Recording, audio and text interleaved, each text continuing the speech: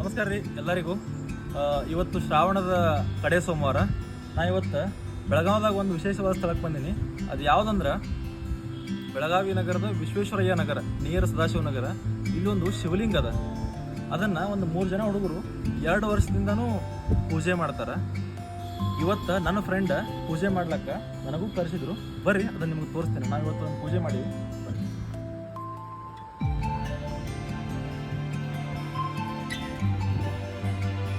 ಇಲ್ಲಿ ನೋಡ್ತಿರ್ಬೋದು ಶಿವಲಿಂಗವನ್ನು ಇವತ್ತು ಬೆಳಗ್ಗೆ ಪೂಜೆ ಮಾಡಿದ್ವಿ ಹಾಗೂ ಪೂಜೆ ಮಾಡಿದ್ವಿ.